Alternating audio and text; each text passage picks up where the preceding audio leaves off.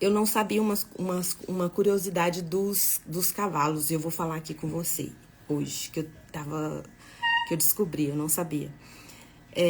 Os cavalos, eles são muito sensíveis a barulho. São sensíveis a barulho. Eles podem ter crescido num lugar barulhento, que a sensibilidade ao barulho, ela existe, né? E diz que a melhor maneira que tem de você ter um vínculo com o cavalo é você falar baixo, sussurrar, assoviar por sons mais agudos, né? Eles obedecem. E a melhor maneira de você se relacionar com o cavalo é sussurrando, né? Porque o som alto agride o cavalo e irrita o cavalo. E tem alguns sinais que o cavalo faz que mostra como que ele está ouvindo aquilo. Diz que quando o cavalo está com as orelhas para frente, ele está alerta, ele está atento.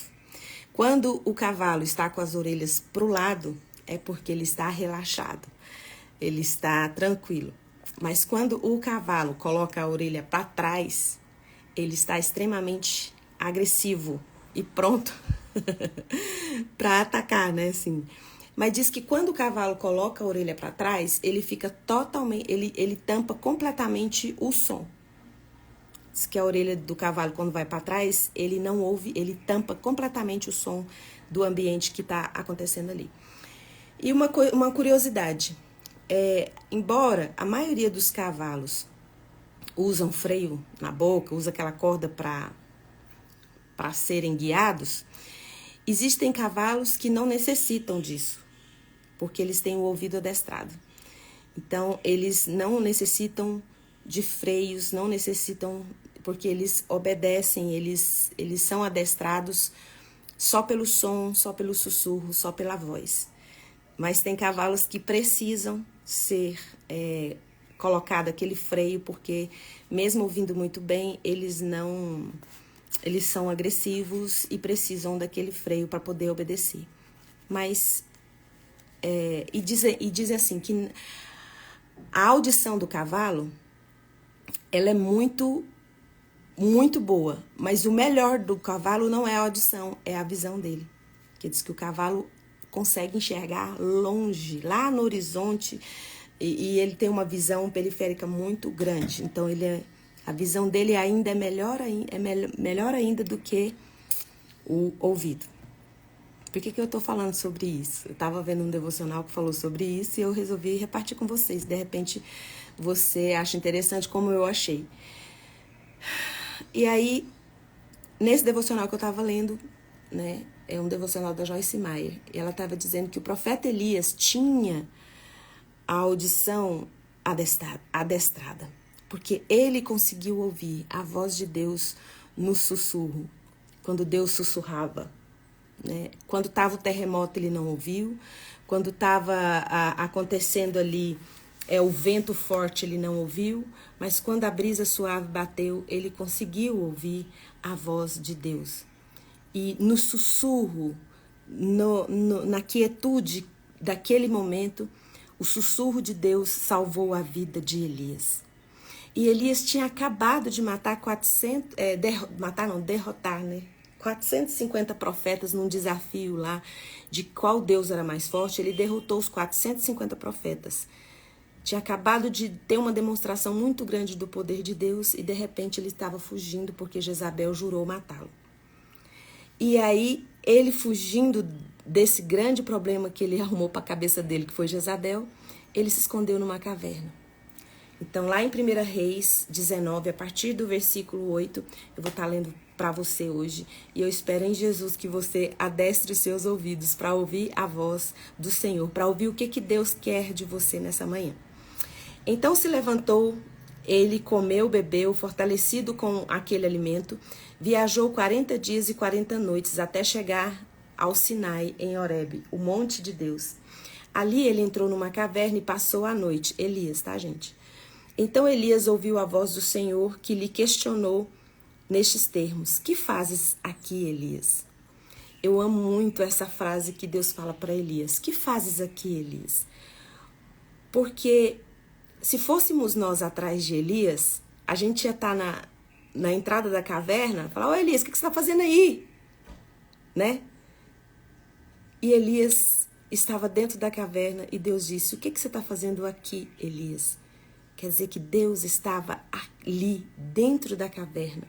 No meio da angústia dele, no meio do medo dele, Deus estava ali dentro, não estava do lado de fora. Muitas vezes você acha que Deus está do lado de fora das suas dores, do lado de fora das suas angústias, da sua ansiedade, que Deus está olhando tudo que você está passando e não está fazendo nada. Mas Deus está com você, Ele não está te observando. Tem pessoas que acham que Deus está no trono dele só observando o que de difícil e de ruim está acontecendo na sua vida. Não, Ele está conosco na dificuldade. Ele não nos abandona, Ele não nos deixa. Deus não está na entrada da caverna da sua vida, dos seus problemas. Ele não está na porta dos seus problemas. Ele está dentro dos problemas com você. Por isso que ao invés de falar: o que você está fazendo aí dentro dessa caverna, Elias? Deus falou para Elias: o que você está fazendo aqui? Estou aqui com você. Estou aqui com você. O verbo aqui é tão importante. O que você está fazendo aqui? Podia estar falando: o que você está fazendo aí, menino? Mas não. Onde estava o corpo de Elias, ali a presença do Senhor estava e disse: o que você está fazendo aqui, Elias? Eu estou aqui com você. Você não está sozinho aqui nessa caverna. Você não está sozinho no meio dessa angústia, dessa dor. A gente potencializa tanto o poder do inimigo das nossas almas e não reconhecemos os detalhes do poder de Deus na nossa vida. Muitas vezes nós ficamos esperando que Deus faça algo extraordinário para reconhecermos a presença dele na nossa vida. E quantas vezes você já presenciou fatos difíceis e duros na sua vida que começou tão pequeno e o inimigo das nossas almas tornou tão grande catástrofe, tão grande, tão grande. E aí você acha que o pequeno nas mãos do diabo se torna grande. A Bíblia diz até que Satanás está procurando uma brecha. O que é uma brecha? É algo bem pequenininho para ele entrar e fazer bagunça. Só que nós nos esquecemos que Deus é o nosso Criador. Foi Ele quem nos fez e nós somos dele. Salmo 100, somos o seu povo e rebanho do seu pastoreio. Por mínimo que seja a sua sede, Deus transforma essa sua sede. Por mais que seja pequenininha, Deus transforma essa sua sede num grande milagre que salva a sua vida e salva todas as coisas que te cercam ali, abençoam. Deus não precisa de uma grande fé, de um grande ato seu, de algo fenomenal que você... tem gente que fala assim: quando eu ajeitar minha vida eu vou para a igreja. Sendo que o ato de ir para a igreja não é algo que Deus considera extraordinário. Porque às vezes a pessoa fala assim: não, é porque eu preciso largar de fumar, eu preciso parar, eu preciso acertar a minha vida. A pessoa morre antes. Não dá tempo de arrumar nada. Porque Deus não está pedindo de você algo extraordinário, algo que você consiga fazer, que tenha controle, porque é Ele que faz as mudanças que você precisa fazer na sua vida. É Ele que causa a transformação. Ele quer que você se achegue a Ele. Aí você fala assim: mas eu tenho tão pouco para entregar para Deus nesse momento. Por que você potencializa tanto o poder de Satanás na sua vida? E diminui tanto o poder de Deus na sua vida, porque você está longe de Deus. Quanto mais longe de Deus, menor você o classifica na sua vida. Quanto mais perto de Deus, mais você entende que Ele é suficiente. E que o que você tem para entregar pode ser pequeno, pouco, baixinho, insignificante, mas é poderoso nas mãos daquele que pode trazer a existência, pode criar todas as coisas. Então, quando Deus chega para Elias e fala assim: o que você está fazendo aqui? Fala: eu estou aqui com você. E aí, Elias respondeu: sinto minhas entranhas serem consumidas por causa do ardente zelo que tenho pelo Senhor, o Senhor dos exércitos, porque os israelitas abandonaram a sua aliança e destruíram seus altares, mataram seus profetas ao fio da espada. Fiquei solitário, restou somente eu, e agora procuram também me tirar a vida, porque quem acompanhava Elias, depois que houve aquele desafio dos 450 profetas ali, todo mundo que acompanhava, que seguia Elias, eles foram ameaçados, foram mortos, foram perseguidos e estavam agora perseguindo ele. Ele ficou com medo. Ele ficou angustiado, porque ele ficou sozinho. Não restou ninguém. Ele ficou sozinho. E às vezes você está num problema, numa dificuldade, onde você não consegue achar uma pessoa, uma mão estendida. Deus está dizendo, eu sou o suficiente para você. Eu só preciso que você se afaste dos barulhos. Essa sua angústia, ela tá muito barulhenta. Esse seu medo tá gritando, gritando alto é redundante, né? Esse seu medo eu preciso que você aquiete seu coração para você ouvir a minha voz, porque a minha voz vai salvar sua vida. Diante dessas palavras, Deus disse: sai desse lugar. Aqui nessa caverna, fugindo, procrastinando, adiando enfrentar seus problemas, você vai continuar com medo, vai continuar com o coração angustiado, com depressão. Eu preciso que você se movimente, saia deste lugar. Vai para o alto do monte ali, diante de mim, no alto do monte. Então o Senhor passou ali e mandou, e ele obedeceu, ele foi. E ali, quando ele estava no alto do monte, veio um vento muito forte. Um vento tão forte que partiu as rochas, que quebrou pedras que estavam ali do lado de Elias. Mas Deus não estava naquele vento. Quando o vento parou de soprar, teve um grande terremoto, porém o Senhor não estava no tremor das terras. Em seguida, o terremoto caiu um fogo ao redor, mas o Senhor também não estava no fogo. E depois do fogo veio um sussurro e uma brisa suave e tranquila.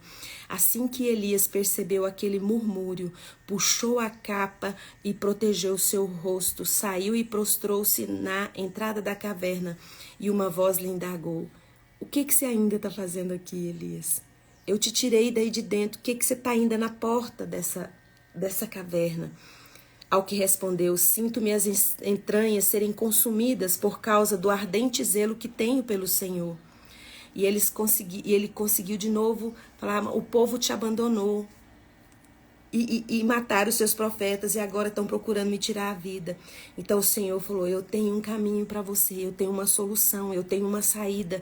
Sai desse lugar e vai para o deserto de Damasco. E lá você vai encontrar alguém que vai ajudar você. Você não está sozinho. Eu vou levantar pessoas para estar com você. Mas nós precisamos entender que, assim como o cavalo, agora vem a história do cavalo que eu falei no começo, né? O cavalo que tem o ouvido adestrado, ele não precisa sofrer com os freios na boca, porque ele obedece. E lá em 1 Samuel 16, 22 fala: obedecer é melhor que sacrificar. Quando nós estamos com o ouvido atento ao sussurro de Deus, à voz maravilhosa e silenciosa de Deus, quando nós conseguimos ouvir o que Deus quer que nós, os direcionamentos de Deus, é no silêncio, é longe dos barulhos. Você precisa ir para um lugar e se colocar diante de Deus, aquietar seu coração. Porque às vezes você está numa angústia tão grande, você fala: eu estou precisando fazer um voto. Eu preciso fazer um voto, eu vou ficar sem comer carne, eu vou ficar sem comer peixe, eu vou ficar sem cortar o cabelo tantos anos, eu vou ficar sem isso, sem aquilo. E aqui em 1 Samuel fala assim: Deus não se agrada de sacrifícios, de holocaustos. O que ele quer é um coração que obedece, um coração disposto.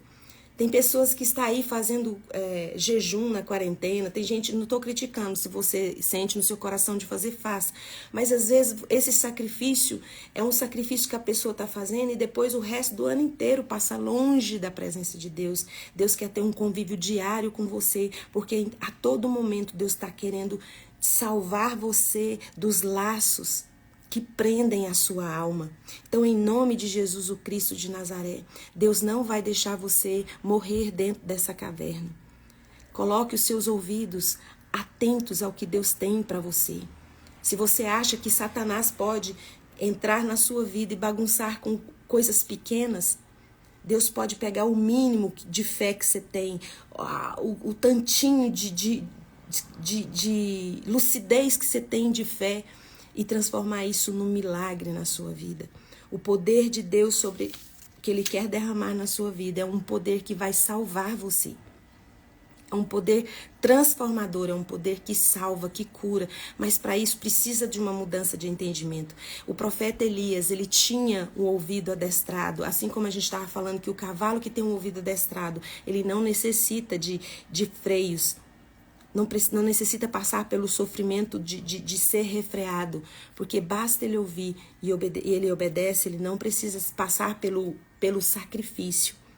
Então, Deus tem olhado você, tem visto que você tem sido sincero nos seus sacrifícios, nas suas promessas, nos seus votos, mas Ele quer de você um coração obediente, porque muitas vezes você diz Senhor, Senhor, mas você não está fazendo o que Ele manda, o que Ele pede, o que Deus pede de você agora é que você olhe para Ele como seu único refúgio, como a única saída para a sua vida, e aquiete o seu coração e veja Ele trabalhar na sua vida. Adestre os seus ouvidos. Coloque o seu... eu estava falando que o cavalo tem a audição muito forte, mas que a visão do cavalo ainda é melhor do que a audição. E é isso que Deus faz conosco. Quando nós estamos com a nossa audição sensível à voz dele, você não cai em qualquer laço. Você está atento, você tem uma visão ampla. Sabe, mas como o cavalo joga a orelha para trás e para de escutar os barulhos ao redor, é isso que a gente precisa fazer para o nosso passado, fechar os nossos ouvidos e olhar para frente. Quando a orelha do cavalo está para frente, ele está atento, ele está alerta. E é isso que Deus quer de nós, que nós sejamos sensíveis à voz dele.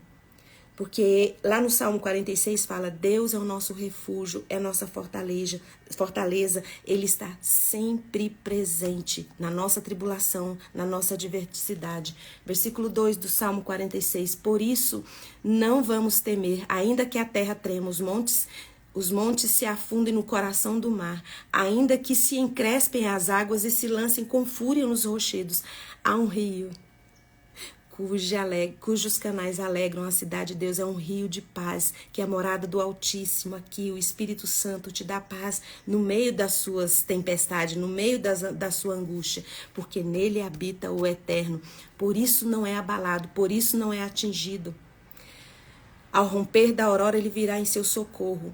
Nações se agitam, reinos se abalam, ele ergue a sua voz e a terra derrete. O Senhor dos exércitos está conosco, o Deus de Jacó é a nossa torre segura. O que o mundo está morrendo de medo, está com medo, está angustiado, não vai abalar seu coração, porque você está com o coração firme em Deus. E Salmo 46, 10, para terminar essa live.